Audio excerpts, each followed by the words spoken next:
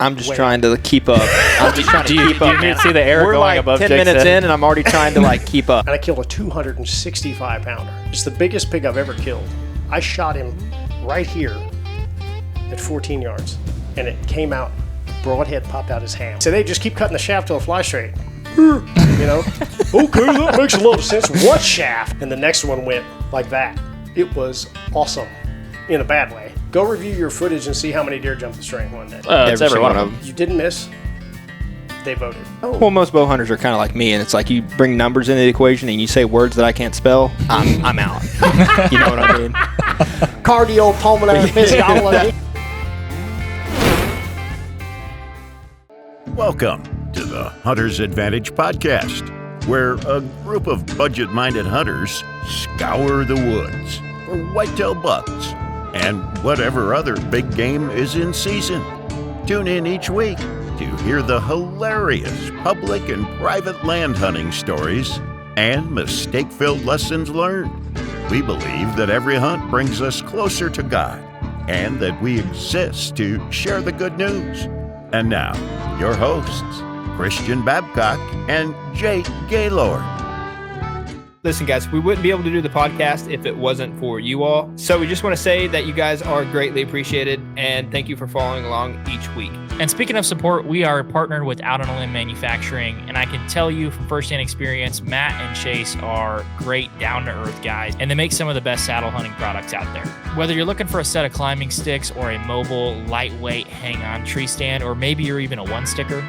You mean tree Pilates? Yes, tree Pilates. If you've been to the grocery store or the gas station lately, you know that Uncle Joe is doing his absolute worst to take all your money. That's why we need hunting gear that lasts year after year. And trust me, I've been rocking the same Out on a Limb Shakar climbing sticks for 4 years and the Ridge Runner 2.0 saddle hunting platform for a few years as well. This gear is built to last. We can confidently say that Out on a Limb is the best bang for your buck. And it's the best gear if you want to deflate a big old buck. Ooh. Make sure you use code HNTA15 at outonilimb.mfg.com for 15% off anything on their website. So if you can show them the same support that you guys show us, please go to outonilimb.mfg.com and use code HNTA15 for 15% off at checkout. Now let's get back to the podcast. Hey everybody, welcome back to the Hunter's Advantage podcast. Today we got a special in-person episode with Troy Fowler, aka the Ranch Fairy. Thanks for coming to the house. Yeah, no problem, man. It's going to be great. We got the dog in here, and we're going to have some fun. Yeah, you got the pug.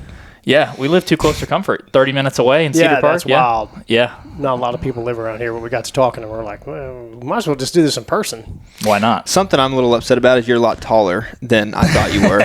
You know what? I get that a lot. Yeah. Well, because we'll go to TAC events, and like you'll see somebody that you like seen on YouTube, like I don't want to call it any names, but the Whitetail Fit guy, he's super short compared to like what I thought he was. He's also very buff.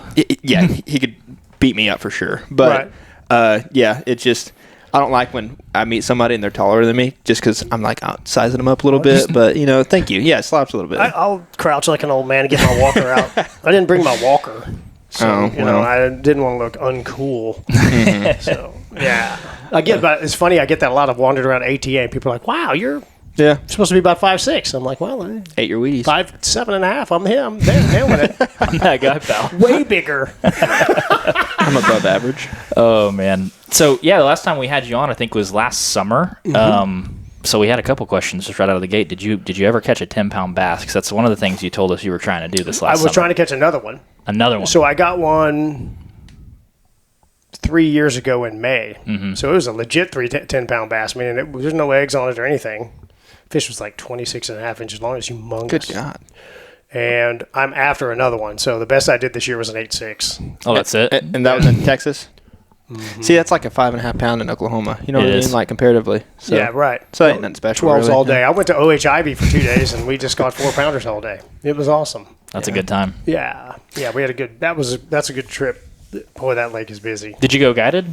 Oh, yeah. Yeah. Yeah, one of my subscribers is a guide out there, and he took me fishing out there, and it's in the middle of damn nowhere. I looked at it on the map. It's so in the middle of nowhere. They just leave all their stuff on the boats all night. Rods, reels, electronics, and everything. Nobody's... Where's this at again? OHIB out in West Texas. Okay. Yeah.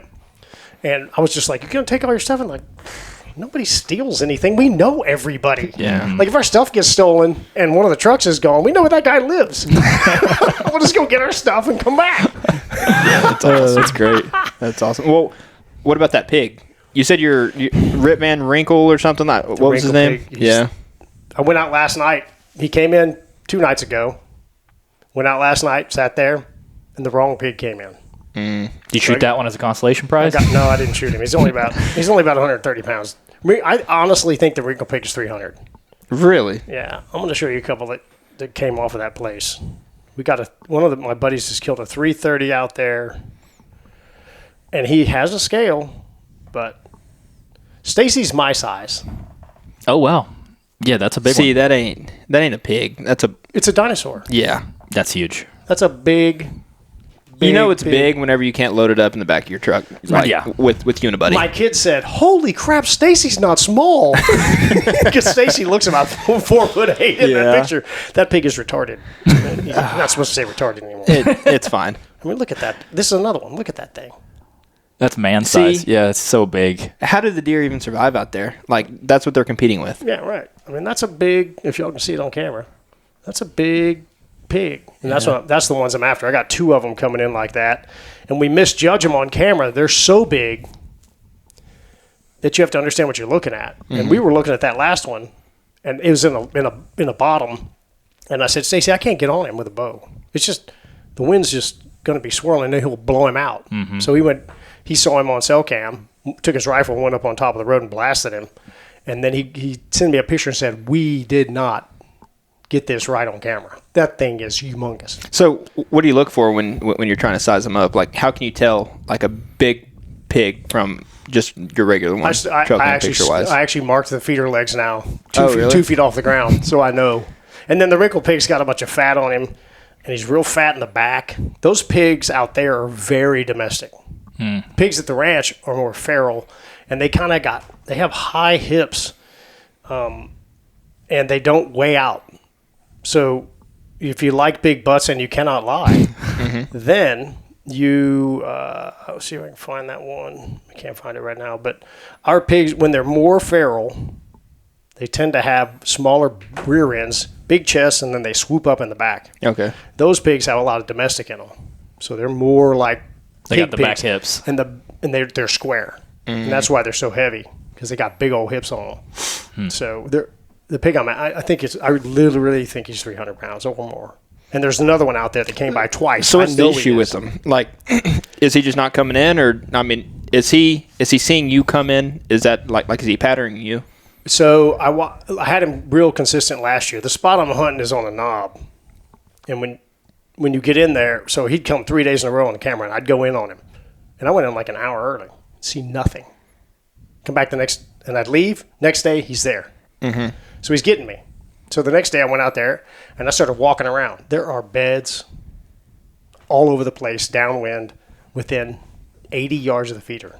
So he's either getting me going in or he's getting me eventually because the wind's swirling in the cedars. So I know like your chase for pigs is like, I would say like our chase for whitetail. Like you love the chase of it. And I know at least pigs in Texas doesn't have like any sort of laws or rules. Not the right call. It's only the wife. It's We're fine. waiting for the wife's Suburban to be fixed. I'm sorry. So if I get a call, I'm leaving.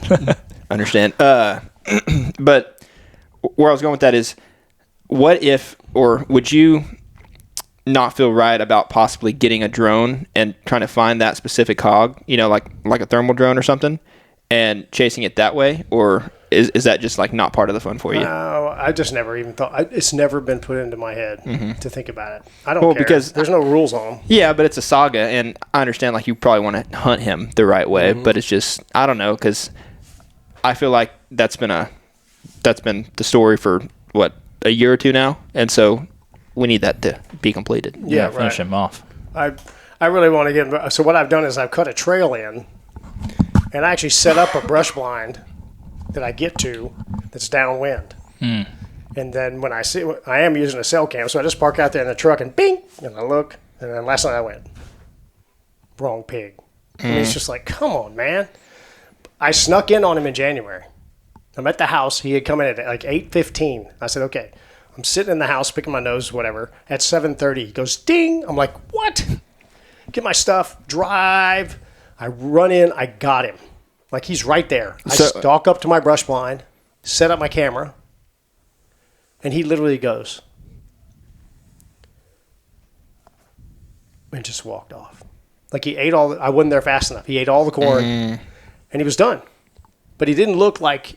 You see him and they go, deer do it too. You see him go, something's not right. I think they smell your footprints or whatever. You see him get a little weird. Mm-hmm. He wasn't weird. He was just like, okay, well, I guess I did that today. And he walked off, and I was like, I wasn't going to take a risky shot at him. He'll come back.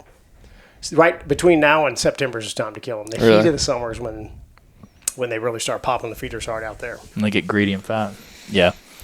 Well, I was kind of curious. I know you hear a lot of people talk to you, and a lot of the podcasts go the same way, where they're asking you about arrows or lethality or pass-throughs and increasing penetration, that sort of stuff. One of the things that we're interested in, at least to start out the episode, is a little bit more into like kind of your origins. Like, where did you grow up, and kind of how did you get into hunting? I'm curious about that. I came out of the womb with a fishing rod and a bow. It's not explainable. People ask. I've had people who are non-hunter. I work for a company that's international, and I get in front of people from France and Germany and all over Asia and stuff, and they're just like, "Oh my God, you have a ranch and cows," and like, yeah, and guns, lots of guns, and they're just like, and they ask me the same question, and I say, "There's no explaining. Y'all probably have the same problem. I had a BB gun and a fishing rod when I came out of the womb. From the furthest days back I can remember." Mm-hmm. I was rampaging around shooting every bird I could with a BB gun, the old Red Ryder, and I just eventually shot a bunch of deer with guns and blah, blah, blah, blah. You evolve into bow hunting. I shot trad for 10 years. I killed a couple animals with flint points, with hand-tied feathers, the whole 9 yards. And then fishing's really my thing. I really need to put some fishing content up or start a fishing channel because I really fish a lot, and I'm getting old too. I'm not as pissed at everything as I used to be. Yeah, when you're younger, not mad at you really want to kill stuff. This pig's pissing me off. Yeah, there you go. I'm not mad at all the deer and stuff. I killed a 150-inch deer on a low fence, legit, in 2008, and I lost it. I just don't. I also had kids at the same time, so we killed a pile of deer. I just wasn't shooting them. Yeah. So from that, I never lost the pig thing. Mm-hmm. And I was struggling killing them. And so I just said, okay, well, what I'm doing, can I improve or not? And this is way before the internet, before the ranch ferry, all that stuff. Is this while you were using a trad bow? Both. Okay. And the first adult arrow I built was 670 grains. I cut down, tuned it for a trad bow. I built an Ed arrow. Mm-hmm. The long head. Over 650, perfect arrow flight. Took 3 days. There was no information on that. It's 2005. Mm-hmm. You're guessing. They said, "Hey, just keep cutting the shaft till it flies straight." Okay, that makes a lot of sense. What shaft? Yeah.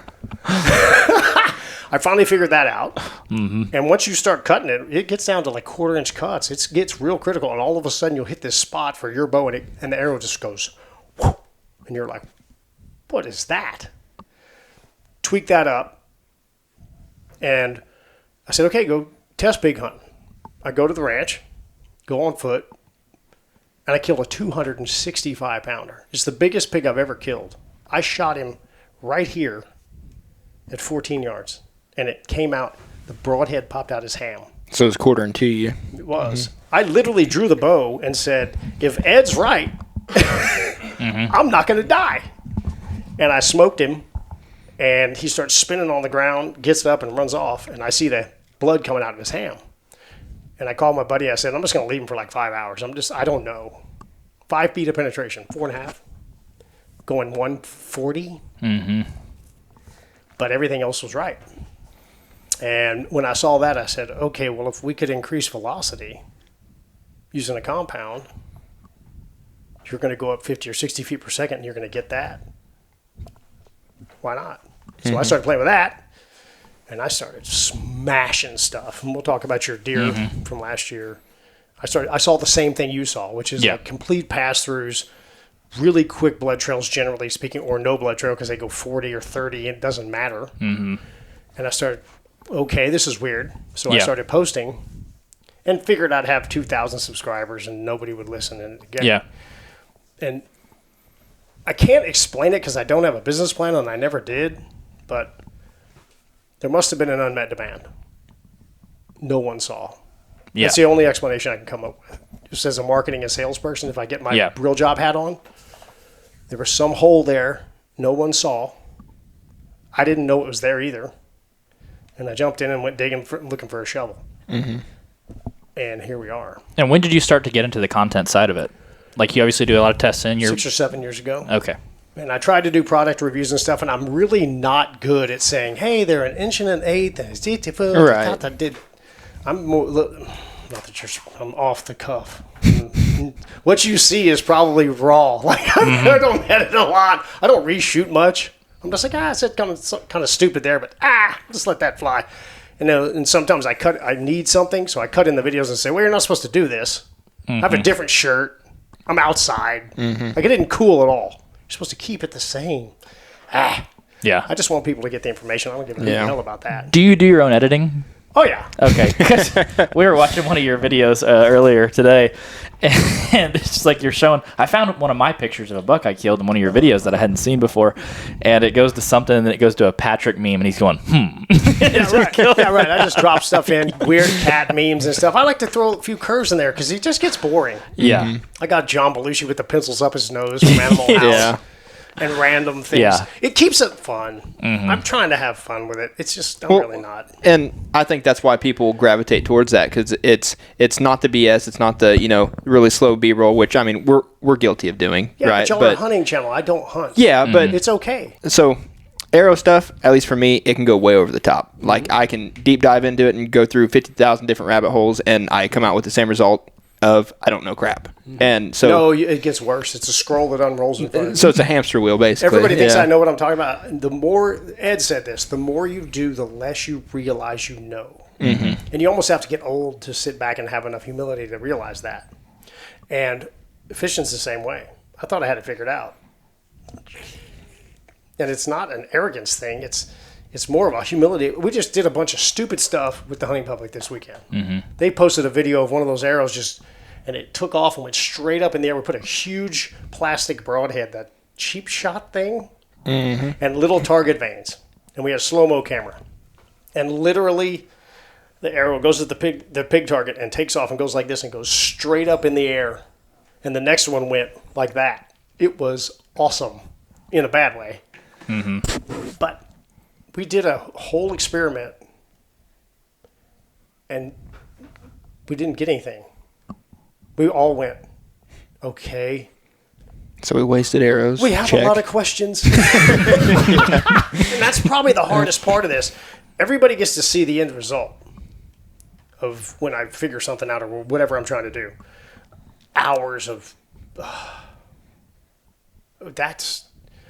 And it's not...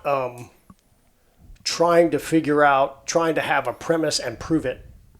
You think you're going that way, and it goes that way, and there's more questions that you need to... Because if you post 40% information, you'll confuse the audience. It's like the energy thing. People don't understand momentum keeps things moving. KE is multi-directional nothing. And it's hard to explain that. So you got to be careful when you post scientific stuff. The target, all the broadhead tests is a prime example. You change the target, you get different. I did this. There's a couple of yahoos making fun of me and memes and all this stuff, and they shot some foam targets and all penetrated the same. Correct. That's a velocity thing because the target works on velocity. You slow the velocity down, 650 will not out-penetrate fast because of the drag into the target. If the targets failed, they wouldn't sell them. Just saying. So I shot a dumpster. Imagine how that went. I shot a telephone pole. We got that much penetration. We shot a cardboard box. It was a pass-through. We shot a foam target. It was 7 inches of penetration. And I said, target defines a test man. So you can confuse people with ballistic gel and stuff like that. And if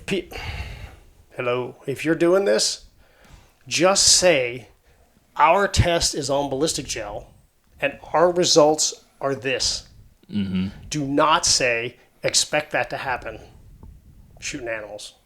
Yeah. Because you just got to go to YouTube and watch about 500 hunting videos, and you'll see penetration vary widely. Yeah. Yeah. Right? Yeah. We've seen a lot of that. We were talking with Jeff Stringer from VPA, and he was like, we were talking about some of the silly penetration tests you see, like shooting a milk jug and counting how long until it bleeds out, shooting a piece of a piece of particle board at an angle. And he said a lot of the broadheads, they don't even pass through the particle board. And he's like, and then they move on to the next test. He's like, whoa, stop! It didn't pass test number 1. It doesn't get to move on to test number 2. He was talking about some of that stuff. Particle really board's a interesting. very inconsistent medium. If you shoot it with a penetrator that's like a bullet-shaped, mechanicals do very well in particle board because there's a term, and I don't remember, about 10 mechanical engineers talked to me in the background. So don't tell anybody you talk to me, because an engineer that has a personality looks you in the face when he talks, and the normal ones look at their shoes. Yeah. So there's a term for, like, a field point, pressing the particle board into a circle and allowing it to go through. When you shoot a 2-blade broadhead, it cuts it and it grabs the sides of it because it's a slit. It doesn't compress it out. There's some factor, and I'm looking at trying to find this on the internet for bullets, and like hard-nosed bullets, not expanding bullets, but when it hits the particle board kind of stuff, it actually smashes it, compresses it, and it allows it to go through.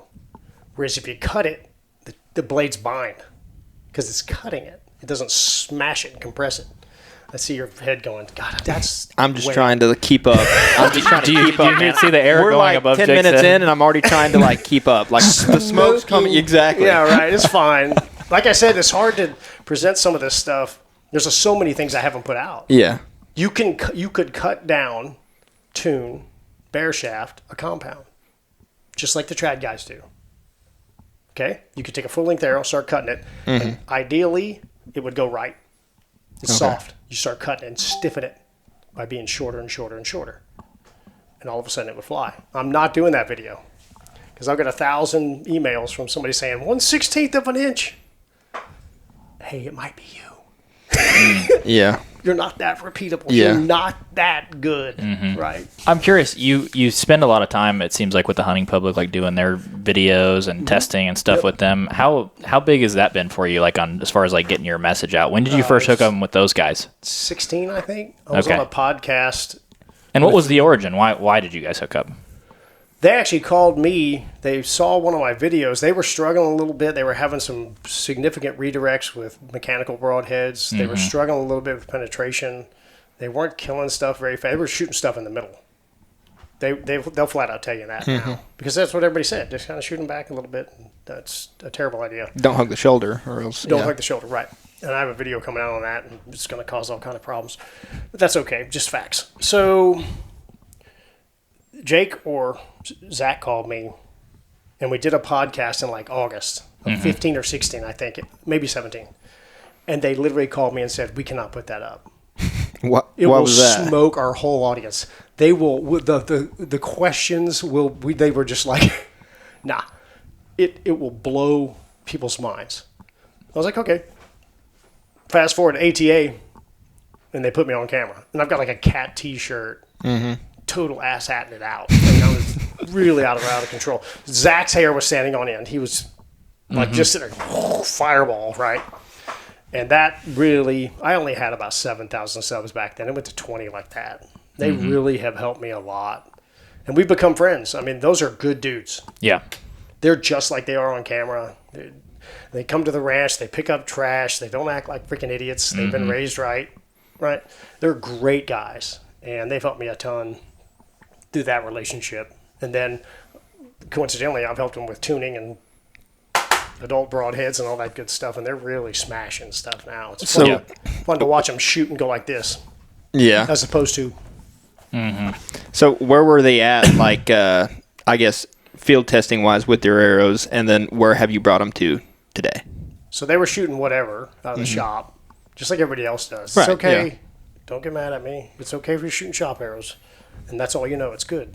And we all started there. I shot them for 15 or 20 years. I didn't know, right? Put a 400 spine on a 70-pound bow and Let it rip. Kind of rip her through the paper and woo, right? I mean, that's what everybody's doing. It's fine.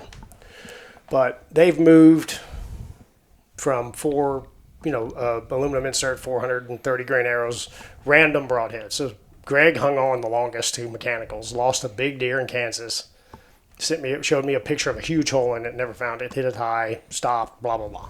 He was the last one to convert over. And they've moved up. Aaron's the only one that, Jake shot 700 for a year and killed a smashing elk with it. And he's back down in the 500s. They're all around 550. Single bevels, I think they're all shooting single bevels now. Or shooting the Magnus stuff.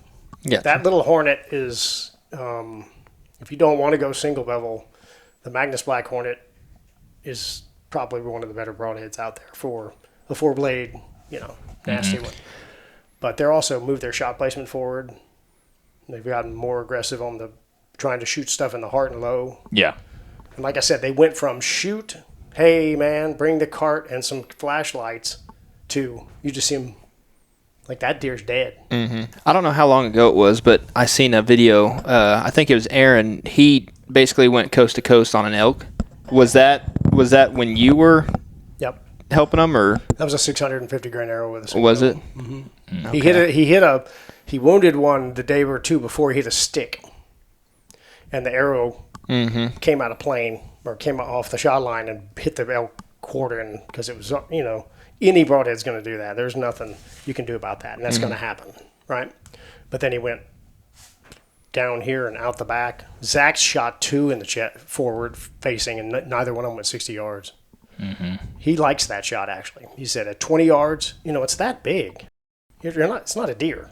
You're shooting at almost this laptop. You're probably 3/4 of the laptop. Just right down the pipe, right? Aim for the tail and send it. But I think Zach said his first elk he killed like that, the arrow was in the stomach.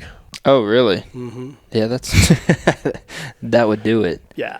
I was with Giannis hunting no guy on the King Ranch on the Atoria 2 years ago, and he shot a bull back here, quartering away, and it got 40 inches of penetration.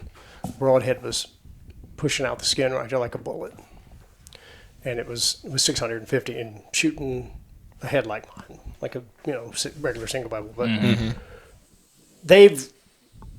I haven't seen them have a tracking job, like get everybody and look around, Right? Yeah. Yeah. Like in a long time. And that's where I want people to get to your. We'll talk about your deer later, but you had a couple deer that didn't blood trail, but they went there. Exactly. Who cares about 20 yards? And I can explain that. Yeah. But doesn't matter if they go 20 yards. That's optimal. Or when you hit them and you see their head just go down, you right now, use tracking if you can the walk pigs, up to them. The pigs are like a caboose. When you hit them in the heart and forward, they tend to either run sideways and run like that, or they caboose. Like they're spinning out. When I see them go like that, Greg shot one with me 2 years ago, and he right over the top of the heart. And when it took off, I saw it on camera, and it was going like that. I was like, oh, he's dead. Dude. Let's just get out of the tree. Like, we're not waiting. Yeah. And I saw smoke. I saw him roll up. And I know you probably heard this 1,000 times before, but I know people listening that might not be on the Ranch Fairy train. That's fine. Are going to be like, okay, you just now said this was for elk. This is for whatever other big game species. It's not a white-tailed deer. So why would you need like a 650 grain versus, like the 450? Yeah. So what you want to do is increase your on-target momentum. And we'll unpack your deer hunts. But what you do when you go to a platform that's very efficient penetrator, doesn't have a punch point, it's cutting in, okay? You've massively reduced the energy it takes to penetrate at the target. And when you increase the mass, you increase the momentum. So a 450 grain arrow, I can probably pull the numbers. Where'd it go? A 450 grain arrow has, at the bow, 436 grain arrow has 0.52 slugs. That doesn't mean anything to anybody of momentum.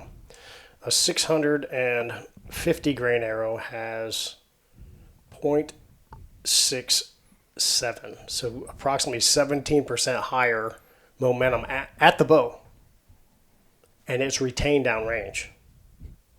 So it already starts with this elevated momentum. Momentum is what keeps things moving. Mm-hmm. When a train hits something and keeps going, that's momentum. Still had it when it wasn't hitting things, but it keeps going forward. So there's two factors there, and this isn't to be misunderstood. I've mentioned the broadhead platforms. Mm-hmm. The more blades you add, certainly with mechanical broadheads, you have this massive resistance at the target, and Newton starts to mess with you. For every action, there's an opposite and equal reaction. Nobody in bow hunting has refuted Newton yet and proved him wrong. And he's been dead for a while. So he must be pretty good, right? He's pretty good. I posted a video on this, and it's kind of terrifying. I've never had anybody look at it this way. A lot of mechs, if you look on their website, say 40 to 60 foot-pounds of KE. Do you know the KE of your bow? No. What are you shooting? 74 pounds at the arrow would be 540. Okay, so you're running 85 foot-pounds of kinetic energy, probably somewhere in there. You throw a mech on the front, and it takes 50. Yep. That's more than half of the KE you bought. You took away from your system when you bought the broadheads. Just the broadheads. So what if someone? Oh, I'm sorry. Go ahead. No, if they're right. Mm-hmm. I don't know what those numbers are. I don't know how they validated them. Mm-hmm. I've seen some stupid pressure numbers when we test them, but it's not a valid test either. So I can't go, well, we tested 150. That's what people do on the internet. Right. They just want to put up clicks or whatever. It's stupid. And you look at the test, you go, it's not fair. I want to be fair. But they're posting, let's say it's 50. Okay? You're at 85. You have 35 foot-pounds to go. Less than 50% after impact. That stuff, when I looked at it that way, I was like, oh, you're buying less kinetic energy. But I got a big hole. Maybe. Yeah. Right? Maybe. Yeah. Well, I'd like to kind of talk about the experience. We've kind of alluded to it a couple times. Mm-hmm. So we obviously talked with you last summer. We have a kill shot video that just hit 1 million views that I was looking through the other day, and probably 25 of the shots on there are mechanical broadheads. Yeah. And but the previous years, I think I was shooting about a 525 grain arrow with an NAP Thunderhead, 125 up front. You were shooting probably 525-ish. Yeah, too. it was when we were shooting the FMJs. But you were using an expandable. Mm-hmm. The Whitetail Specials. Yeah, the 3-blade Whitetail Specials. So we switched this year. He shot a 200 grain up front. I shot a 150 up front. I have a lot longer arrows. My draw length's 31 and a half. So, and I think we were in that 575 to 585 range between the two of us. And we had a lot of luck. You were alluding to the video. I went out and hunted opening day in Oklahoma. It's October 1, and got into the tree stand, shot a buck pretty much right at opening light. And it was that dim light where you shoot and you hear something hit, but you're not exactly sure what just went on there. And I immediately thought, I just missed it. I just missed the deer. You probably heard it hit the ground. Yeah. I was like, I just missed the deer. And I went back, looked at my camera in 120 FPS and saw the arrow slowly slide right through that buck like butter and bounce and 40 yards past the deer. Is that the one that hit the leg? No, Okay, that was a different one. Yeah, sliced right through the deer. I had hand sharpened the broadhead, and right then the deer runs 25 yards and falls over. I was like, now my issue quickly became that I couldn't find my arrow. That was the biggest. That was the biggest problem that I had. There are some complaints about that. Yeah. Well, broadheads are expensive. That's all I'm the gonna whole say. thing is. Yeah, it is. Yeah, that is true. You're talking about a $40, $50 flying object, right? Yeah, but I had really good results right out of the gate with it, and like we talked about in that video, basically no blood trail. Deer ran 25 yards and fell over. Yeah, it's not going to bleed. Yeah. So why is that? A lot of people are under the impression. Well, it takes time. Cut your finger and run. We'll try it after this podcast. Seriously. There's another thing going on there. And this is easier. If you go straight up the leg and you actually shoulder shoot them, rib cage, shoulder meat. We've all taken the hook, grabbed it up, and sliced through the shoulder, and it comes right off. Mm-hmm. Yeah. Your shoulder's not attached any better, by the way. That's scary. You could just go like this and cut right there and take it right off. So you have this piece of meat. Behind it is the top of the heart, the aortic arch, and both lungs, and the front of the lungs. There are 5 lobes in a deer, and it's better to cut through the front of the lungs that will collapse the rear. You collapse the rear, it may collapse the front. But it is not medically sound to say it will. It is not. Because there's multiple lobes to the lungs, right? There's 5 lobes. Yeah.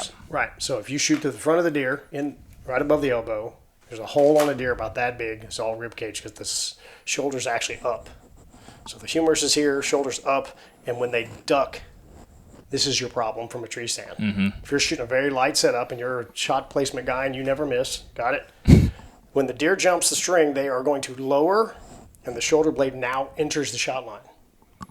You were not intending to hit the scapula, nor did you miss.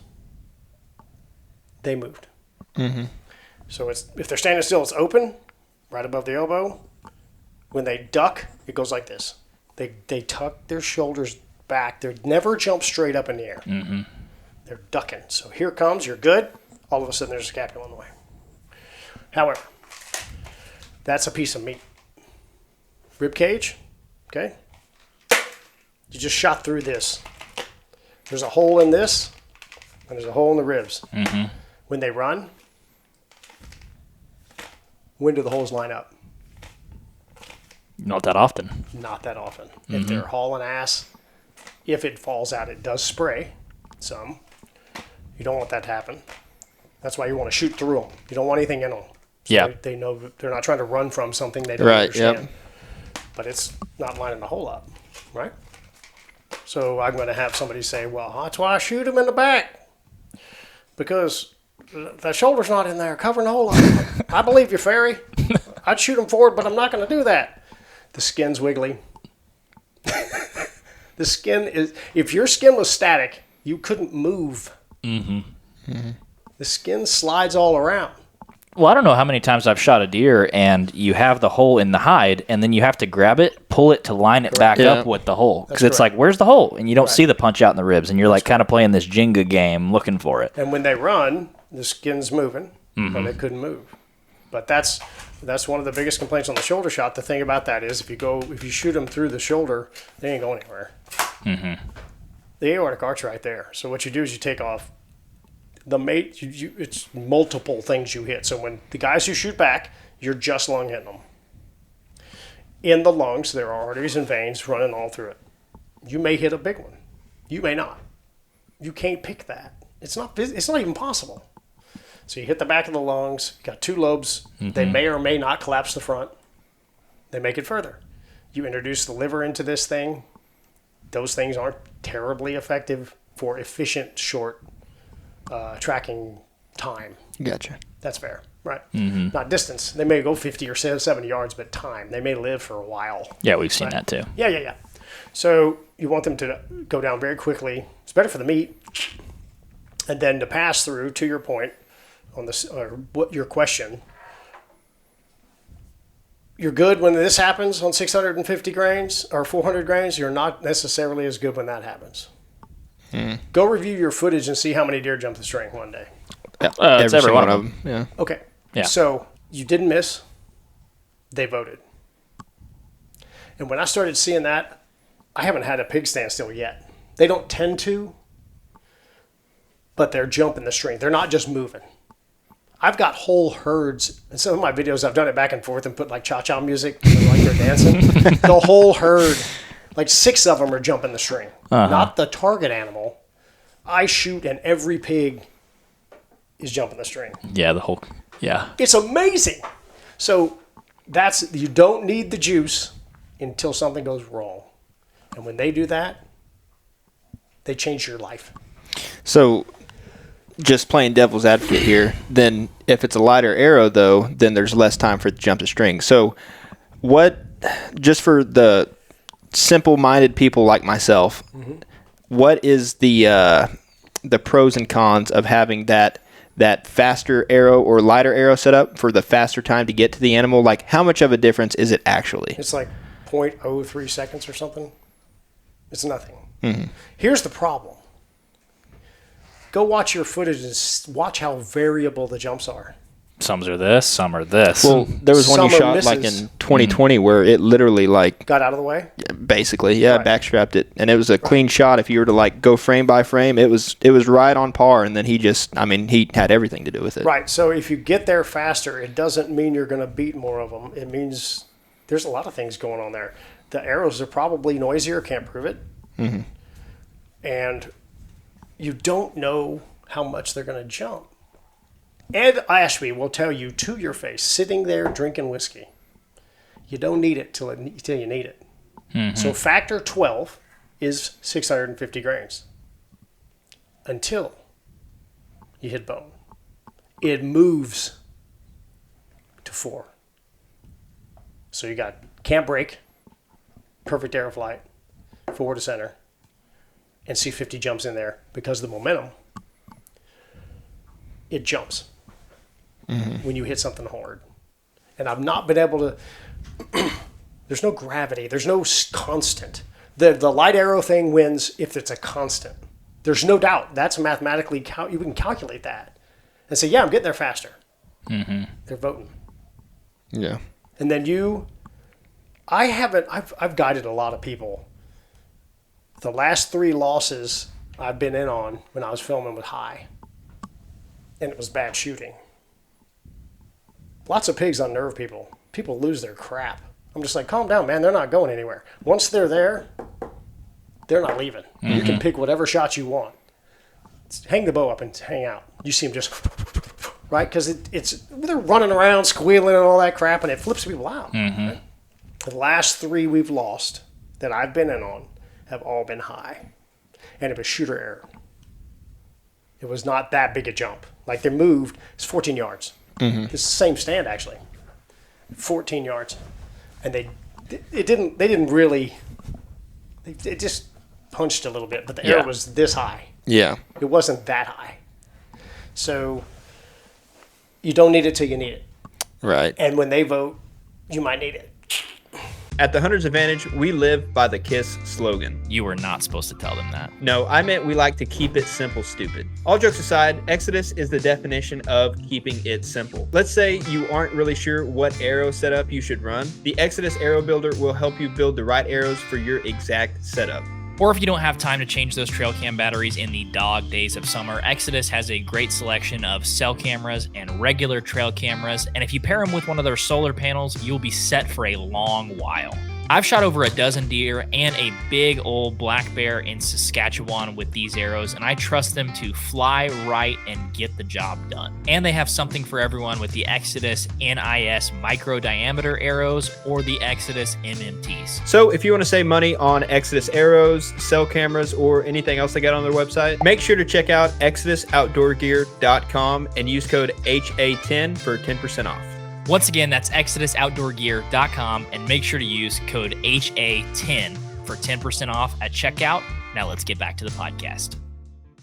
Well, last night when I was driving up, Christian told me about this podcast, and so I listened to it just kind of get a feel for it. And the Working Class Bow Hunter had Chris B on, and which he's a world-renowned shooter, and I mean he could probably hit a gnat's ass from 20 yards away. Yeah, he's a great shot. Yep. And so he was explaining it to him, and he was like, basically, if you put it where you need to put it, like, it doesn't matter, which is true. Yep. But at the same time, he also stated, and it could have, like, I'm not that great with my words either. He could have meant something completely different, but he said, if it just so happens, you hit that bone, then that's just one of those things where it's meant to be. Like, you're just not going to find it. And he just basically wrote it off. That's because he shoots mechanical broadheads, and that's fine. I saw a couple of clips. I actually reached out to those guys. He said a couple of things in there about physiology that I can't stand. And he's a world-class bow guy. He doesn't know a damn thing about physiology. And I actually messaged those guys and said, I'm not here to bash on Chris. Right. But y'all got this. You got to have the right information. You can't just say, well, we'll shoot them back and it's going to be fine. You're not helping the lethality in bow hunting, no matter what arrow platform you're shooting, when you don't understand where the damn organs are. It pisses me off. I had a cadaver, man. I don't think Chris B had a cadaver. Yeah. He can outshoot me all day. He gets to hunt all over the world. He's killed a pile of stuff. Chris, keep doing it. I'm not here to hate on you. But you got to stay in your goddamn lane. And I had a cadaver. Yeah. So in the bow hunting space, I paid to be the pig guttiness guy on YouTube, and I'm not an RT anymore. How do you like that? Yeah. But I literally had tests, and respiratory therapists only work above the diaphragm. Cardiopulmonary guys, heart, lungs. So I would have spreaders on a cadaver and pins and a piece of paper. Tell us what that is. You'd walk over, there'd be a heart in a tray, and just to mess with you, they'd clip it. You have to know the front arteries from the back. Especially if you're a cardiothoracic surgeon, you're doing a heart surgery, it'd be good to work on the back instead of the front. Yeah. Right? If you didn't flip the heart, you missed everything. Right? And which, again, I know no one's trying to bash anybody on here, but he did say, like, you know, if you sit down with him on the spreadsheet, like, he's open-minded, right? Like, there's, and I think that's what a lot of people, and when I say a lot of people, I guess the audience wants war. Is that the problem with people that, you know, just will die on that 400 to 450 grain arrow hill? Is just like, is it the lack of open-mindedness? Is it, you know, they want the old school way?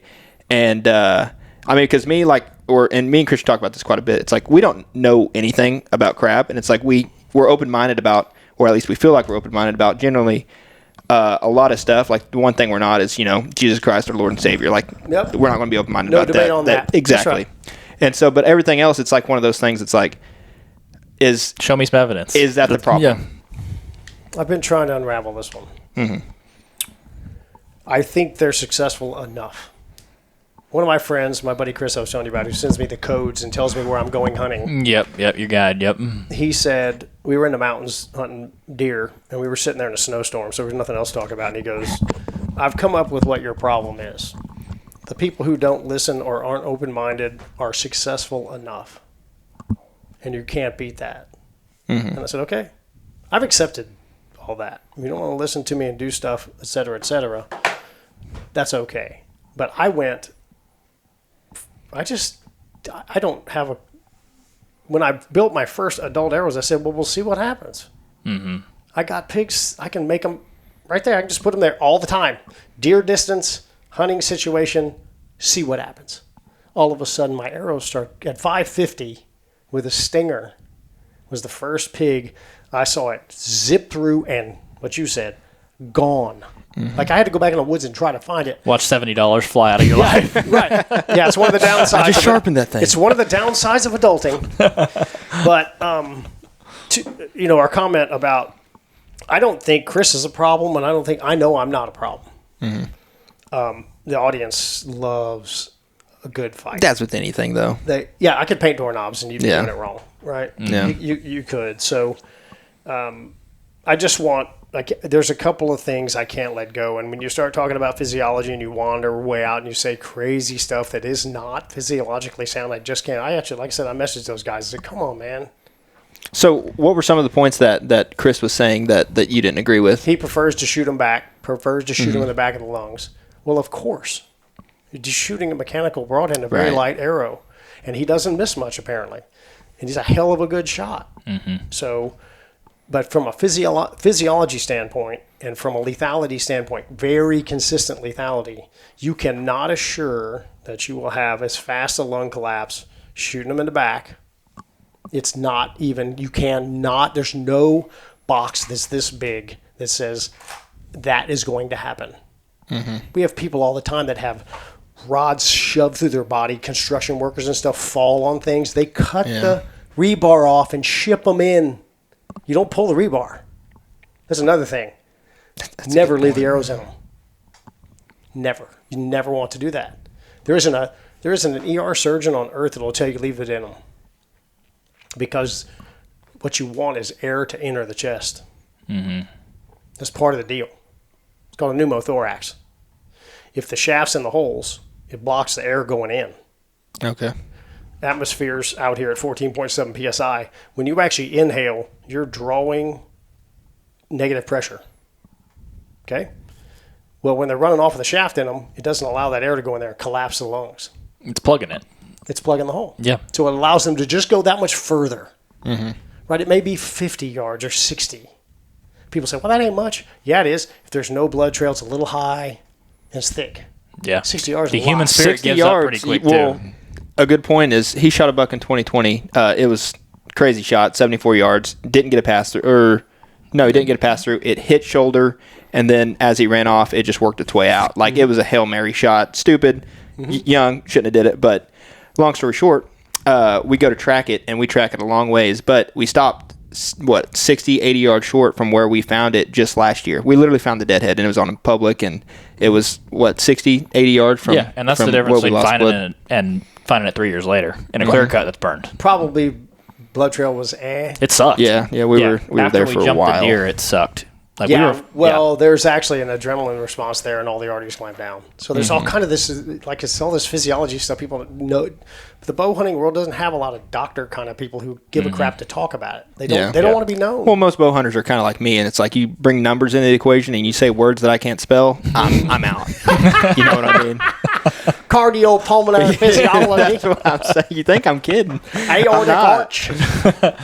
Yeah. One of the videos that we had about physiology from the last podcast we did with you was talking about the void and how you thought hitting deer in the high lungs, some of them just survive.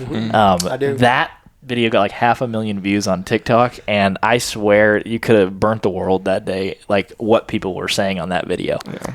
It's amazing what can happen if you just clip through the top of the lung and see. So the lung is a sponge.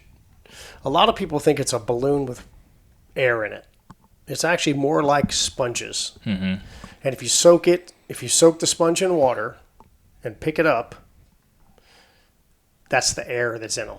The water that would be retained in the sponge, assuming it's not driven. Let's just say that you have a magic sponge, you dump it in, nothing runs out. The air's the water. Okay?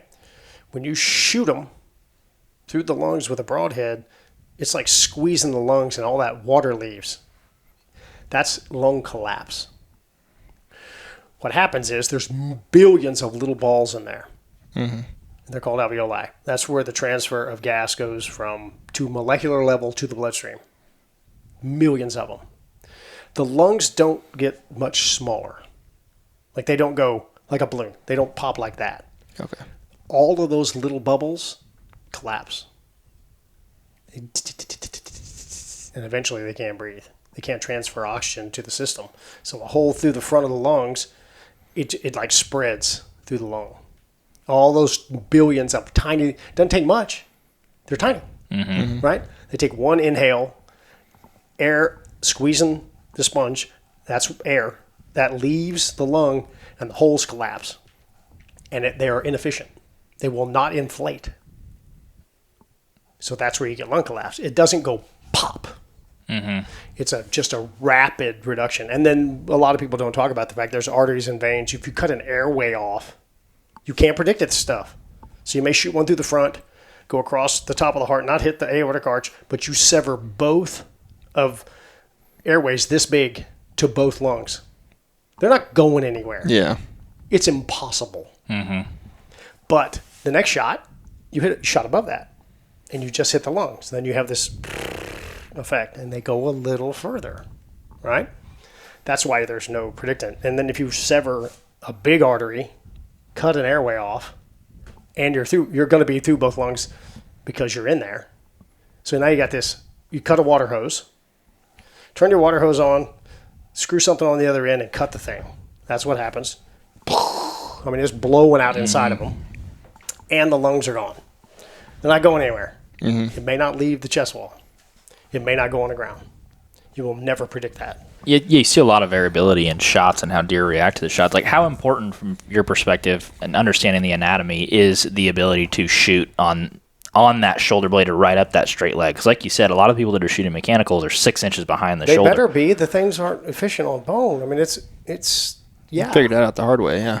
That's why everybody's shooting back there. Yeah. You just get a scapula in the way, and one of the blades hits it, the shaft's gonna cantilever. So if the mechanical broadhead opens up and one of the blades opens up, whatever blade hits, it's going the same direction. If the other one doesn't open, It at the acts same like a time. steering wheel. Sure. Yeah. If they in an ideal world, by the way, animals aren't flat. None of them. Bones, none of them. Nothing's flat. In an ideal world, a mechanical broadhead would hit this tabletop, perfectly deploy, and this end of the shaft would stay on the shot line and drive. Okay, let's shoot from a tree stand. This is an aha moment right here for me. Let's shoot from a tree stand. Yeah. This blade opens. This blade isn't open. Starts to go in. This blade deploys. This blade's still sitting there. It goes like this because this blade's touching. There's nothing touching. Then all of a sudden, this blade deploys and goes like that. And the shaft goes like this. And I'm talking, it's this.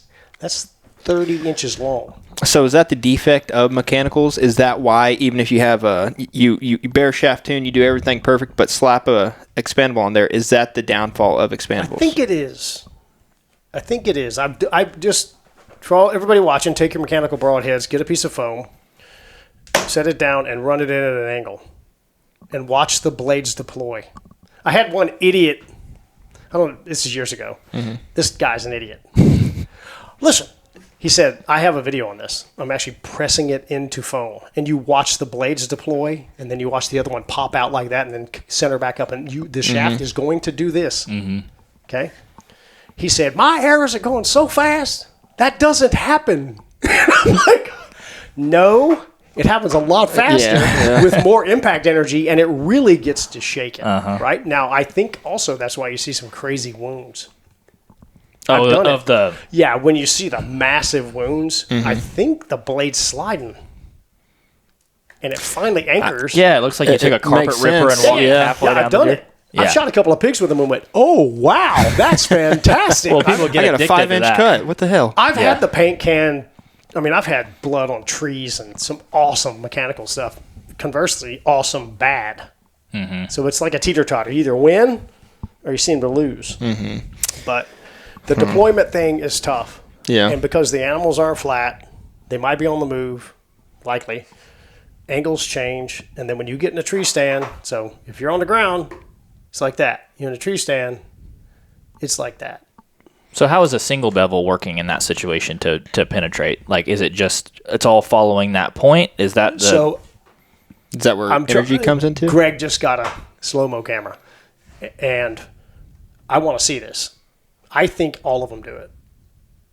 But you don't have the flapping around, and you don't have the loose blades going like this and then trying to find purchase. They eventually have to find a place where they stop and then anchor, right? Because they're fixed, I'm pretty certain, can't prove it, that at an angle shot you probably get some wiggle. But there's no other blade flipping out and trying to go back. There's not two arms reaching for something to grab. That's a great way to put it. They're kind of doing this, and then they lock up. Well, the shaft could have gone that way. Then they lock up, and the shaft has to go like that. And it just kills. So we're 50%. We gave up 50% at the store. And then we got the wiggle waggle going on. I think they posted it. You got to see this arrow bend. I may have to give you this clip. You can put it in the video. Sounds good. The bending of we shot some pigs through the shoulder and the head and stuff. Oh my God, that is so cool. That camera's amazing. Oh yeah, you Look do at see- that camera shaft is this? bend. That's It's Greg from the hunting public. Oh, Watch, yeah. Look at that. We got to get one of these cameras. I'll send that to you. You can call. I'll give you Greg's number. You can reach out to him and get the camera. That sounds good. Do you see how it flexes? So that's a 250 spine arrow, 550 grains, flexing like a noodle. Dang, that is super And cool. we'll put this. I'll give it to you. Young put it in the video, but it actually hits, and if you really slow it down, it kind of goes ugh, like it's like hey man, and then it bends this way, and it actually ends up because it found something. Like a path of It least just went, resistance. Yeah. over here and kept going, and you can see this. I finally got to see it. The only heads that rotate are single bevels. They are rotating in the same direction as the fletchings. And if you slow this down, you can see the broadhead coming in. It hits like that, and it's coming out, and you just see it keep.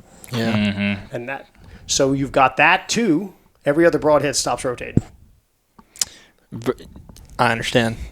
Versus the fake or the expandable, that once it catches, it just Right, yeah. but even a 2-blade double bevel stops rotating. Really? Yeah, these don't have enough force on it because they hit the meat. Okay. There's okay. rotations from the meat Gotcha. because they're single bevel, because they're offset. So have you heard of the Bomar came out with a broadhead, and it's called Beast, and it's bone evading technology. We're about to shoot it into a hippo. Really? Yeah, Rob with the foundations in Zimbabwe or somewhere. Talk about testing it, yeah. So what do you think about it? What's your general thoughts about that before testing it? Nothing at all? I can't say anything about it. I haven't played with it. Yeah. I played with one that's supposed to avoid bone, and then when I put it up against 2 sticks and went like that, it opened up and went donk. So there's been a couple of people. I think somebody's going to figure it out. With the mechanicals? Oh, yeah. Yeah. No, there's too much money in it.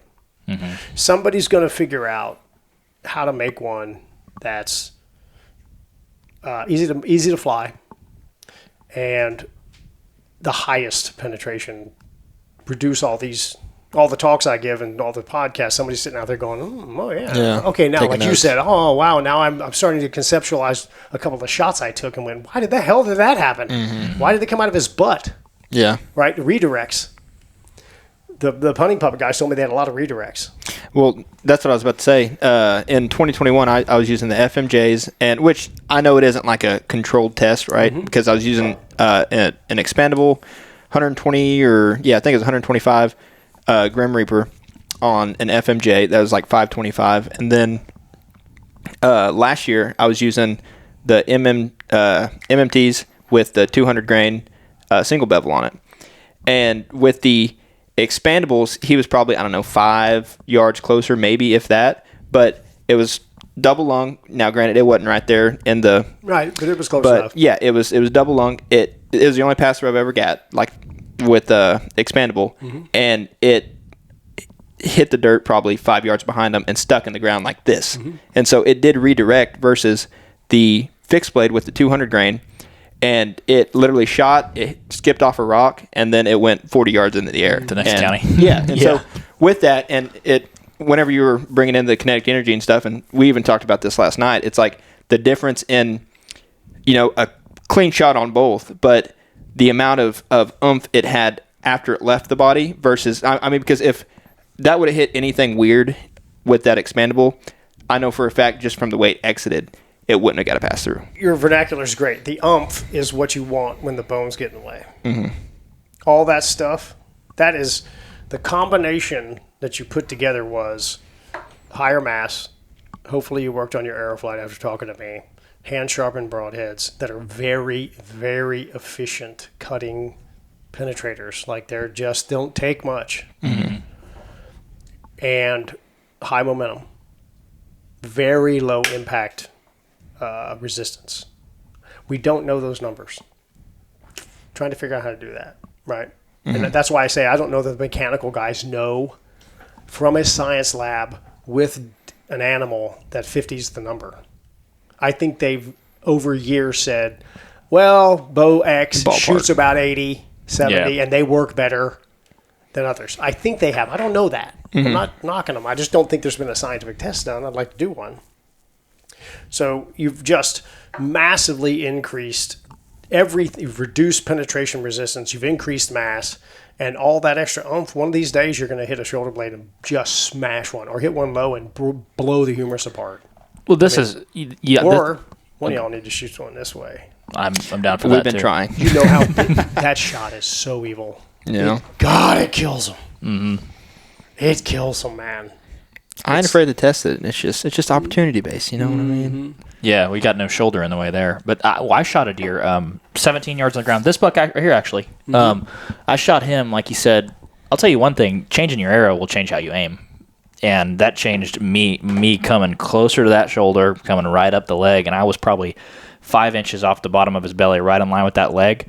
Shot him through both, like through his legs or shoulder, whatever it was. He runs 8 yards, and I'm like, I missed him. because I'm not running Luminox now because of the FOC. So I shoot through, and I'm like, I missed him, and he runs 8 yards and goes whoop, belly up, just starts kicking. It's like, oh my gosh, that shot was no blood, no nothing, a hole about that big. I had to search for the hole, but he literally ran 8 yards, fell over. You probably hit the aortic arch and cut the top of the heart off. It's so devastating. It's really hard to survive that one. Yeah. Yeah. I mean, that's when you hit the top of the heart. It's center heart's fine, but the arteries coming off. It's this target that big, and occasionally you hit it, and that's just normal. And it gets to be addicting when you know you can just say some guy's dead unless something crazy happens. I tell people all the time. There's a lot of pigs I shoot, and I back the camera up, and I go, okay, he's dead. I just get out of the stand and go get him. People are like, you're supposed to wait and all that. But if you've seen enough of them, you can back up the camera and go, oh, yeah, you don't have to track. They can't. There's no 30-minute survival rate on an aortic arch hit. That's what you saw. Now, they may run 40. Yeah. A book out of there. It's the same hit. That deer just went, what was that?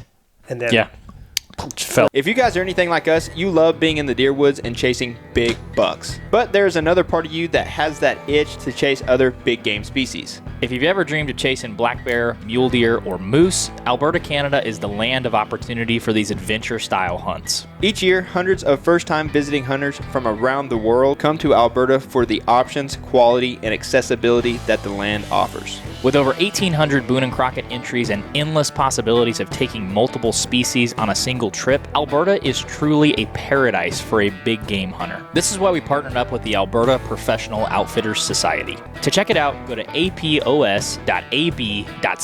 and click Find an Outfitter. From there, you can browse all the different big game species and hunting styles that fit with what you want out of the hunt. Or you can send a free hunt inquiry through the Follow the Lead tool, and the outfitters who have what you are looking for will reach out to you directly. So make sure to check out apos.ab.ca to learn all about hunting in Alberta and get connected to the right outfitter for you.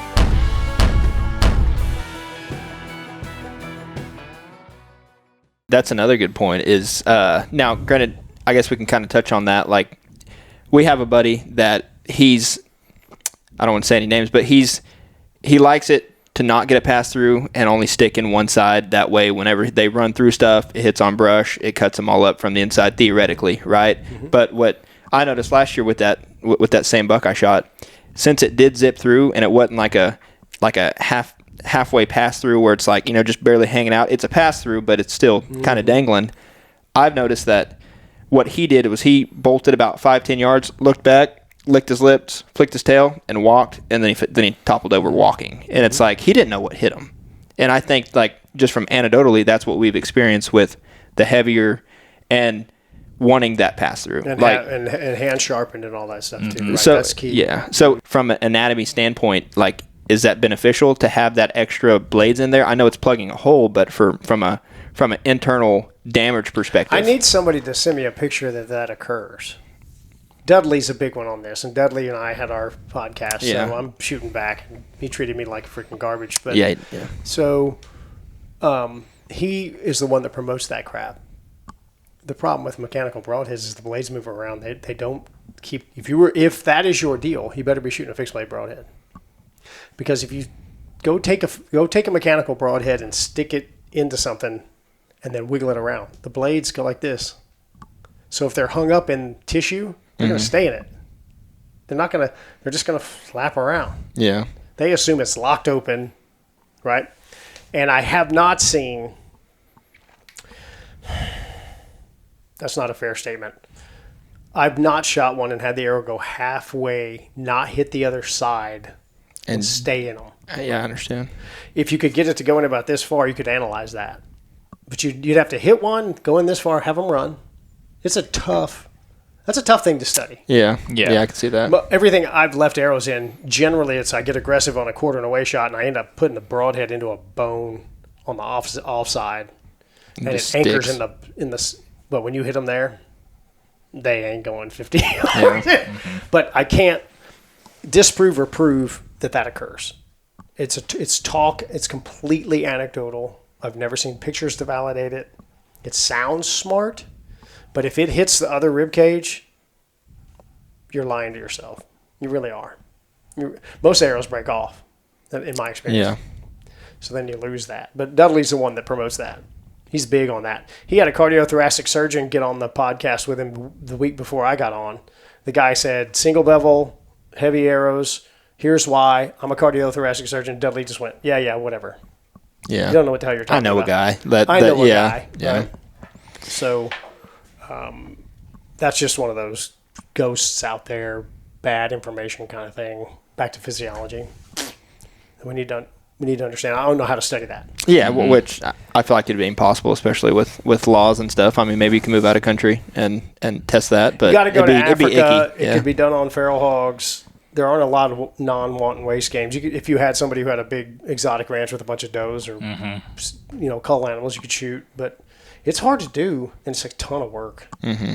I've never gutted one that stuck in and been like, look at all these slices, Yeah. I've never seen that happen. Like I said, I have not had one go halfway in and shake it, what looks like shaking in there. Mm-hmm. And most people misinterpret the shaft like this. It's broke most of the time. Plus, it's a different feeling. Like if you punch through one, and it also helps when you're actually out in the field, right? If you punch through it, you have the arrow to confirm or validate your feelings. Okay, I smell guts on it. Okay, let's back out. So you have that extra clue rather than just like finding a blood on a leaf. Is that bubbles? It looks it, but there's only this much of it there, and that's another thing. I mean, and I'm sure you've talked on it quite a bit, but just the arguments for the expandables and the fixed blades, like the blood trail. I know we went over this last time we had you on the podcast about how no two shots are the same. Never. And so, like, is there anything new that's came up with that? No, my average tracking distance to blood's 30 yards on pigs, but our pigs tend to run. Mm-hmm. You shoot them and they book. Like they're smoking out of there. I don't have them just walk off. I've had a lot of deer do that. I've shot more deer that just went, or they hear the arrow and they look back like, what was that? Like they don't even know they're hit. Physiologic fact, your chest wall really doesn't have a lot of pain receptors. Pinch here or here and pinch here. Mm-hmm. Just y'all do it if you don't believe me. It's do it yourself. Pinch yourself in your armpit or go for it, boo.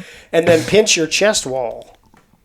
And then, but inside between the ribs, the arteries, the lungs don't have that kind of a pain receptor. They have receptors for damage and function, but there's no reason to have pain receptors inside. That's why when you hear people who say they have heart attacks and stuff, they have these weird feelings of pressure, arm feels weird and stuff like that. It's not pain. It's something else. So when it zips through them, your chest wall is nothing, and then I think they hear the arrow. And I've had a lot of them. I had one deer I shot a long time ago, longbow, straight down like 8 yards, whack. Went through here, came out here. She hopped and looked at the arrow. Then it fell over. I was like, okay, that's great, right? So that's truly ideal, right? That's truly ideal. Yeah. I had a doe. This was long ago. I think I was using my dad's like old aluminum arrows. Probably didn't even fit the bow at the time. And I gut shot at this doe, and I didn't get a pass through, but half of it was like sticking out still. And she ran, kind of hobbled, and she went back there and sniffed it. And as soon as she sniffed it, she was like, and then she took off. Long story short, I never found her. But I mean, yeah, going with what you were saying, that's a good point. The arrow shaft in them will never help you. It doesn't help you physiologically. It doesn't help if it hits a stick and they feel it, and it doesn't help if they see it. They've been prey animals their whole life. Something on them. I didn't have a fifth leg out of my stomach. Yeah, right. Hey, man, what is that? It ain't the right yet. Get out. It freaks people out, right? Yeah. Yeah. So I've gotten I thought I missed a lot. Yeah. I've been sent a ton of pictures by people who said, I heard something. Now I realize it was the arrow hitting the ground. Didn't hear it hit the deer. I thought, and then they ran 35 yards and flip over. Yeah. And that's truly what you want. It's really the best outcome. Yeah, I've seen a lot of variability too. We talk about blood trails. Like you obviously watched the video, but out of those 6 deer that I shot with the single bevel, I think there was like 3 great blood trails, and there was 3 like you'd expect to see out of a rage, and then there was 3 that were like there is no blood trail. And I shot one buck, that buck actually, in Texas, and double lunged him, and you looked like you had a water hose coming out both sides with a really sharp single bevel. So it's like there's so much variability in those stuff too. Even with the mechanicals, I Yeah. didn't have 100% gushers. I just had- none. I had gushers that when they were gushers, it was wild, Oh yeah. stupid, like wow factor, you know, or it was probably about the same, quite honestly. And I just started killing stuff now. It's just mentally you change and say, I'm going to kill the stupid thing, and we'll figure out how we're going to find it. So the one thing that I anecdotally I've agreed so far with the heavier arrow setup, and granted, I don't know if 450 is really or 450, 480, whatever it is. I got new arrows in, so I'm still trying to like work on it, but I'm happy with those results so far. Right? Like, obviously, I don't have the sample size of Christian, but one thing that I've noticed and I just can't get over is the pin gap, and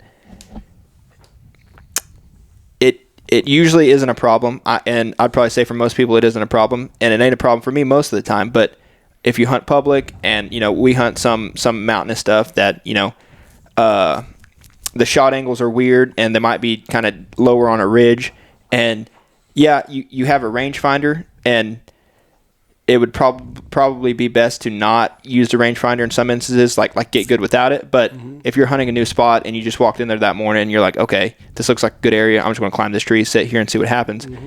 For me, my depth perception isn't the best at all, and Jake doesn't have good senses. He can't see or I can't smell or hear. Born without a smeller. Yeah, I can't walk and chew bubblegum at the same time. But if I climb that tree and I'm like, okay, that could be 25 yards or it could be 35 yards, and with a 550 grain arrow or something like that, at least for me, my pin gaps are, that's a difference if you're just trying to like, okay, he took a few extra steps after I ranged him. One thing that's interesting about the pin gap discussion is if you're shooting a multi-pin sight, the pins used to go like this, real close together, and then they would open up. You're going to see them. Yeah. You're going to see them be pretty consistent. So therefore it'd be. That's because the heavier arrows, less drag in the air. That's all aerodynamics and stuff. Stuff you don't even want to know about. It gets. Yeah, no, that'd go way over my head. It goes way down the hole. I'm not trying to insult you. I'm just saying it's fine if you do. I understand. It's a hoot in hell. My wife does it all the time. Right. Yeah. But a lot of people have said, wow, my pin gaps out to like 50 are kind of the same. It's like playing golf with the same length golf club. I think DeChambeau is the only guy that does that. Oh, Bryson. Yeah. Bryson is the only guy that plays with 5-iron length everything or something. I don't remember what it is. Sand wedge, 3-iron, all the same length. And he hits it far. Oh, yeah, he does. He whacks. But everybody else has different length golf clubs. Right. So the lighter projectiles, as you go down range, you'll see the gaps start to open up. What's that telling you is happening? At what yardage, though? Like probably 40 plus. 40 plus, and that's when they start really. Okay. Well, and then the same for the heavy arrow. Like, what's a heavy arrow do versus the light then? It will be more consistent because it doesn't have. It's heavier, so it's pushing against the atmosphere with more mass. It also doesn't have as much drag from velocity. So basically, and excuse my ignorance, but so at 40 yards or maybe even 50 yards, if someone really wants to let out a poke, obviously depends on the size of the animal, at least for me. But are you saying the drop of the arrow is relatively the same? No, they are not. They're on different shot lines. So one arrow's flying like this, and the other one's got a little more lope to it. I had a guy who was a military guy and a mortar guy, and he said we have 5 different rounds or 3 different rounds for the mortars. The charge is the same, and the smoke grenade's really light, and we have a firing solution for that. So if you want to shoot 12 kilometers with a mortar, you have a book, and it tells you to put you put the lighter projectile in there. It's the same charge, 70 pounds at whatever, off it goes. And then they say, okay, now we're going to put a bunker buster in. That thing weighs twice as much.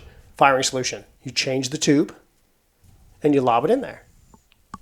It's like seeing a fat kid coming up to the plate and you're playing shortstop and he hits you a firm roller. You're not going to throw it 200 miles an hour.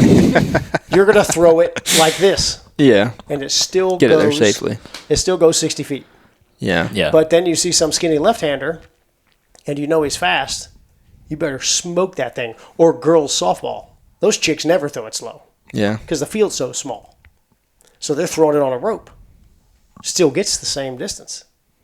But is the forgiveness any different though from like a lighter arrow at 40 or 50 yards than a heavy arrow? The lighter arrow is more forgiving inside of 40. Mm-hmm. They shoot flatter. There's no doubt about that. Yeah. At the expense of energy, mechanical, a lot of What's other the factors. What's the expense?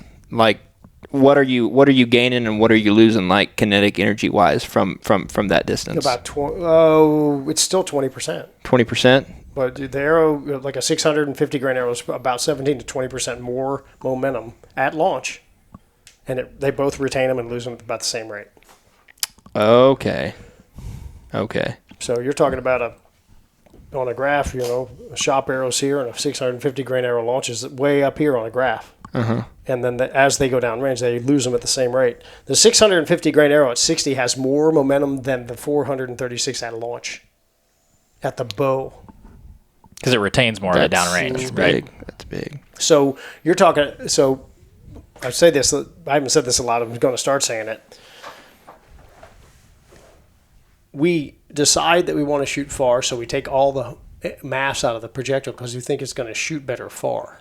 Mm-hmm. We have now reduced our penetration capability due to the mass in an effort to just hit them. I understand. Remember, it has the KD of a 22 bullet. So let's Mm-hmm. put that in context. You go on deer hunting with a 22, you better hit them in the freaking noggin. Yeah. I've done it a couple times, but right. You really shouldn't body shoot a deer with a 22. Yeah. It's illegal as hell. But even a 22 caliber, like a Hornet or something like that, starts to get eaten up. I know, but I just get in this mindset, and I can't be the only one. No. You go on your rutcation, and all of a sudden you get skunked for 5-6 days in a row. Like, don't see a deer, and all of a sudden you see Mr. 150 come out, and he's like 50 yards away, and it's like, yeah, I probably shouldn't shoot that far, but in that moment, you're running on 6 hours of good sleep at least. Oops, sorry, spitting. 6 hours of good sleep on 5 days worth of hunting. Your mind starts. The devil on your shoulders talking. You need to shoot. You know what I mean? 50 is still 50. I know it. Yeah. Between the pins is still 5 yards. And I laugh. This question I kind of laugh at a little bit because it assumes we're that good. It's kind of it's kind of damn arrogant. Yeah. It's kind of damned arrogant to think, okay, I'm in the Elk Woods, day 6. I'm exhausted because I've been stomping around. I lost 10 pounds. One of my hunts, I lost 14 pounds in 7.5 days from just marching around. Better than Jenny Craig, yeah. Right. Don't eat. You're not eating, and you're sleeping a lot because you die when you get to camp, and then you're marching, and you got a downhill 47-yard shot at a bull elk, and you're that good. No, you're not. Yeah. It would be good to have a little fudge factor built into that. Yeah. You're just not. People shoot a lot of 3D in their flip-flops, smoking cigarettes with their friends, and they think that's day 6 on an elk hunt. Mm-hmm. They're just not. It's not even possible. And then another thing I like to introduce, we'll go back to Chris B. He's obviously phenomenal on meat shot. He's got the videos to prove it. He don't miss much, man. No, he's good. He don't miss much, and that's on meat. I don't care about the target stuff. That doesn't impress me at all. Mm-hmm. It's the guys who get it done on meat. He does a lot of stalking stuff. Mm-hmm. Like it's fair. Yep. He doesn't just hang out of trees and shoot them at 20 yards or a deer feeder hunt. He kills them all the way they go, and I don't see him miss much. Just little clips I see. I don't watch many videos. I fish too much. But he's not normal. I told Dudley that. He rattled off a few people's names. I said, I don't know who those people are. Yeah. If I pissed you off about that, sorry, I don't keep up. Yeah, I stay it's in my understandable. goddamn lane. Y'all aren't normal. You are not normal. Can he dunk? Can he hit a golf ball 300 yards? I can. Right? What skill set does he not have that's outside of archery that you need like a cardiothoracic surgeon? Would you have John Dudley do your heart surgery? No. Wouldn't recommend it. I don't think we want John Dudley doing your heart surgery. So these people are not normal shooters. You need to accept that we may not be that good either. I know I'm not. No, I'm know, a 40-yard guy. Yeah. I will not shoot past 40. Mm-hmm. I'm just not that, and I don't shoot that much. Mm-hmm. So it's not realistic for me to push it. And then the guys who really are shooting far at 3D and stuff, you might want to check yourself to see if you're that good on meat. It's a different Yeah. Well, most people are worried about putting gas in their car and getting groceries. Like they're not, they got to work overtime to do those things, do the necessities. Right. I mean, that's the reality of it. That seems a little out of touch. Like that's the reality of most people's lives. Their life doesn't revolve around shooting a bow. I try to help the average guy who hunts 10 hunts a year kill a deer. Mm-hmm. And that's a bunch of people, man. My audience is all deer hunters, and I get their emails and stuff. You see that their titles are and stuff. You realize, oh, this guy's probably got 3 kids and works a lot. Mm-hmm. Yeah, and he gets to hunt 10 hunts, not days, not a week. He's got soccer, and he's squeezing in a hunt. And he's kind of hoping he doesn't shoot a deer, because you got to make a game at 11. I did that. I coached baseball for 10 years, and then volleyball for my daughter, and my son does all kind of stuff. And you're kind of hoping you don't kill a deer, but you're going in the woods. Because it's going to be a problem. Yeah. Walking into the baseball game bloody, depending on what city you're in. Yeah. Some cities are like, hey, man, you got one. It's like on the hood, nobody cares. Come check them out. Yeah, man, I'll clean that thing for you while you're coaching the kids. Yeah. But a lot of places that ain't kosher. Yeah. So... Well, it's like there's this new wave versus old wave, and the old wave is like you listen to people like I really respect Don Higgins, and I watch him a lot for like whitetail hunting content, and he's always said like, yeah, I'm not the best shot, but I have 3-4 200-inch deer, but I'm not the best shot with a bow. But he said the reason I'm not the best shot with a bow is I limit myself in my shots, and because bow hunting is a game of getting close, not seeing how far. That's right. The long range thing bothers me a lot because you're really not shooting a very efficient projectile for far. Mm-hmm. And then when you start looking at the momentum and the kinetic energy down there. So there's very few people I've seen run a lab radar and look at their 385 grain arrow that they're going elk hunting with because they can shoot 95 yards and look at the on-target energy. No one wants to. I need to do it. I need to find the lightest arrow I can and shoot it through my lab radar and put it on the energy deal. It'll be, at 60 yards? KE 50? Won't barely open the broadhead. 50? 45? It's just aerodynamic. So the faster you go, the more drag there is to the tune of squared, velocity squared, not double, squared. And then when you hit something, it also applies. So the faster, there's an argument for kind of a slowish. I don't know who it is, promotes 270 as the magic number. I think Dudley says he shoots the heaviest arrow he can to still maintain 280 feet per second. Okay, so maybe it's 280. Yeah. So I think there's a sweet spot at 280. He's got long arms, so what about people who can't get there? Mm-hmm. He'll be glad to tell you, too bad, I can. But... Yeah, he's a big dude. He's a big dude. So I think there's a sweet spot between they don't know why, and I do. Pretty good penetration because they're going up in mass to slow it down. They can make them stabilize, and they don't fly freaky or weird. Just weird. One kind of, they're not right down the pipe. Because the faster you go, that gets critical, especially if you're shooting fixed blades. He doesn't, but nonetheless. And the trajectory probably is acceptable at that speed for whatever mental picture they have. But there's a lot of people who can't go 280. Yeah. There's a ton of people who can't go 280. What's the average guy's draw length? 27.5, 28? I mean, the average dude's like 5'9", 5'10"? Yeah, shooting 60, 70 pounds. My bow's 65 at 28.5, and the fastest I've gotten it to go was like 289, I think, 290. And that was with 400 something. It was a shop arrow, 300 spine, aluminum insert, 120 grain point. And I couldn't get it to go 310 and then pull it back. Yeah. Like I was at 280. Yeah. So the problem with 280 is they say go 280. There's going to be people shooting 365 grains to go 280. You didn't help. You did not help your hunting by lowering the mass so fast to get to 280. You did not. You've just reduced a ton of energy issues. And then they put the old flap flipper on there because they don't fly. Because they probably went down in spine. You got to lower the mass. You don't find 300 very many 300 spine arrows for a 65-pound bow that are lighter and lighter and lighter. I tell you what would be kick-ass. A 5 grain per inch 250 with a 450 grain point on it. Take all the way to the shaft. It wouldn't weigh 600 grains. It would be, maybe 350 grain point. But you could get to like 580 but have 400 grain. Yeah. You want to talk about a spear, and you talk something that flies awesome. Oh, my 718 grain adult hunting arrows at 28%, the broadhead they don't misbehave. Mm-hmm. If I do something wrong, they do something wrong. If I'm close, they behave. They are awesome. I haven't seen prettier arrow flight than what I seen this last season. I know. I mean, like darts. Like you pull out your binos. Yeah, that's where your forward to center starts to take over. It starts to overwhelm the fletch. So another thing about forward to center is when you have 0 forward to center, both ends of the shaft have equal ability to steer. Mm-hmm. What you do when you move your forward to center forward is you make this thing overwhelming. It's got a ton of leverage.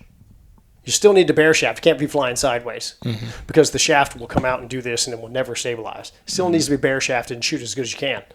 But when you're in the middle is a weather vane, and the wind blows a little bit and it goes like that. Well, what you got is war. You got vanes on the front, fixed blade broadhead. You got vanes on the back. They're not the same size.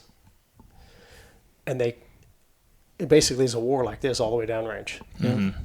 When both are equal, they have equal influence. And by the way, everybody thinks the shafts bend in the middle. That's bullshit. They bend in different places. So when they launch, you think it's going to bend in the perfect middle. Guess what? There's a ton of weight up front. Even 125 grain point aluminum insert's heavier than this end. They don't bend in the middle.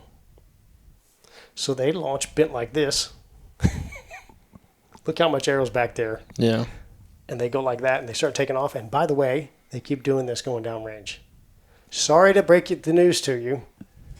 They are still quivering. I've read but cannot prove that they think they have to go 100 yards before they're flying like you're holding it. So, you got the flip flap, you got a weird angle hit, and you got the arrow bent in flight like this because that's when it impacted. It was quivering, 17-yard shot. It hits. It's already a little bent. Weird deployment. It's already doing this. Deploys weird. Tilts. It's still vibrating, by the way. Mm-hmm. It's insane. Yeah. You don't even want to know all the stuff I don't talk about. I don't think I can handle it, to be honest, but you know what? It starts to make a lot of sense. Mm-hmm. Like you said, you connected the dots on a few mechanical hits that you go, okay, now I completely understand how that could be possible. Mm-hmm. You can never prove what you saw. But it's also a very, very small sample size for me. It doesn't matter. Yeah. 2's enough to go kill, what? Mm-hmm. What? Like the last 2 were awesome. Why? And when I talked to the hunting public guys, and they had them hit here, come out in the guts and stuff. That's what a lot of previous doe did in the past too. Like you would hit good, and then the exit would be directly below the belly button, and which at the time it's just like, oh, I found the deer, cool. Like, yeah, right. End game, done with it. I've seen some of those hunting public videos. I think it was Aaron. He shot a buck on public right off the highway one time, and it was like very quartering too. And he was like, goo, right through the shoulder. I was like, oh my gosh, that was satisfying. Yeah. It was awesome. It was back when he was shooting 80 pounds. He was shooting FMJs. He was shooting 3-blade broadheads. He was trying to figure it out and just didn't. That was before he met me. And he was still trying to figure out, but that shot was devastating. Oh, yeah. Just cracked it. Well, guys, I have to go. All right, no I worries. apologize. No, you're A-okay. I have to adult. Do the It thing. is Friday, and adulting, I got to get Mrs. Fowler Suburban or Filming Good. Well, So thank you very much, guys. Yeah, of course. I appreciate we appreciate y'all coming. Yeah. Where can people check out your stuff? By a sheer fluke of life, I accidentally came up with the name The Ranch Fairy because I am the ranch fairy at the ranch. I'm not the ranch manager. I'm the fairy that fixes everything. Mm-hmm. And when I went on YouTube a long time ago and went on Google, nobody owned that name. So I said, this is right in the face of the archery industry and not tough guy, bow hunter, tattooed 26 tan guy. And so I said, so Ranch Fairy, just type Ranch Fairy. I got lucky like that. That was not a marketing move. I had no idea what I was talking about, what I was doing. But it's unique enough it sticks out there. So Instagram and YouTube and then Facebook. I got to 5,000 followers and I was like, I'm not changing my account. I don't care. Facebook's for old people anyway. Don't go to Facebook. Go to Instagram. And I'm not going to do Snapchat. Yeah, there you go. You don't need no I Snapchat. don't need no Snapchat. Y'all can Snapchat. TikTok and all that stuff. We appreciate it, man. We'll definitely have you back on sometime. Thank you.